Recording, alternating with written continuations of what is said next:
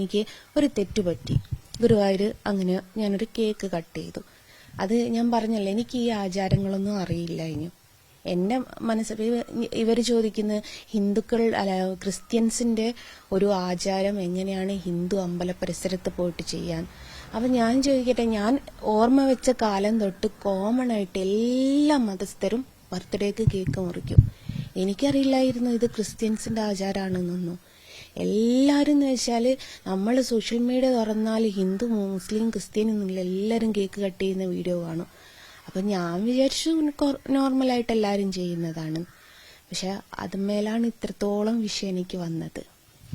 നിങ്ങൾ ഈ നിരന്തരമായി ഇതര മതസ്ഥയാണ്, നിങ്ങൾ മുസ്ലിം വിശ്വാസത്തിൽപ്പെട്ട ആളാണ്. പക്ഷെ നിരന്തരമായി ഈ ആചാരങ്ങൾ ലംഘിക്കുന്ന ഒന്നാണ്. ഇപ്പോൾ ആദ്യം കേക്ക് മുറിക്കുന്നതായാലും, രണ്ടാമത് മാല ചേർക്കുന്നതായാലും, മൂന്നാമത് വഴിയരികിൽ കണിയെടുക്കുന്നതായാലും ഇതെല്ലാം ആവർത്തിക്കുന്നു. ഇതെല്ലാം വീഡിയോ ചിത്രീകരിച്ച് സമൂഹ മാധ്യമങ്ങളിൽ ഇട്ട് ആളുകളെ കാണിക്കുന്നതിനുള്ള നീക്കമാണ് നടത്തുന്നതെന്നാണ് ഈ എതിർക്കുന്നവർ പറയുന്നത്.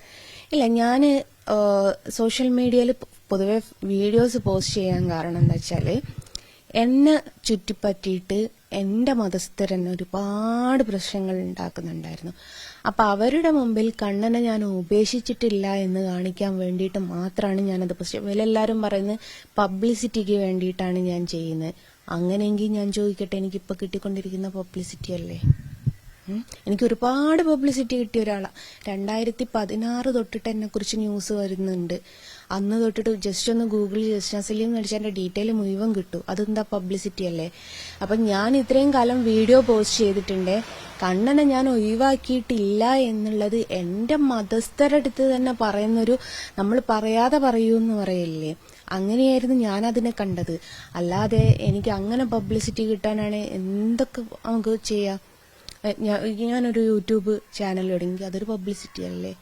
അങ്ങനെ നോക്കുകയാണെങ്കിൽ ഒരുപാട് പബ്ലിസിറ്റികളുണ്ട്. പക്ഷെ ഞാൻ ഇത്ര മാത്രമേ കണക്കാക്കിയിട്ടുള്ളൂ. ഞാൻ കണ്ണനെ ഉപേക്ഷിച്ചിട്ടില്ല എന്നുള്ളത് സമൂഹം അറിയണം. എന്നെക്കുറിച്ച് ഇത്രയും കാലം പുറം ലോകം അറിഞ്ഞത് ഇതേ വീഡിയോസിലൂടെയാ. ഞാൻ പോസ്റ്റ് ചെയ്തിട്ടില്ലെങ്കിലും മറ്റുള്ളവർ പോസ്റ്റ് ചെയ്തിട്ടാണ് ഇതേ വീഡിയോസ് കൂടെ കണ്ണന്റെ പേരിൽ തന്നെയാണ് ഞാൻ പുറം ലോകം അറിയപ്പെട്ടത്. അതേ കണ്ണനെ ഞാൻ ഒഴിവാക്കിയിട്ടില്ല എന്ന് കാണിക്കാൻ വേണ്ടിയിട്ട് മാത്രമായിരുന്നു ഞാനത് പോസ്റ്റ് ചെയ്തത്.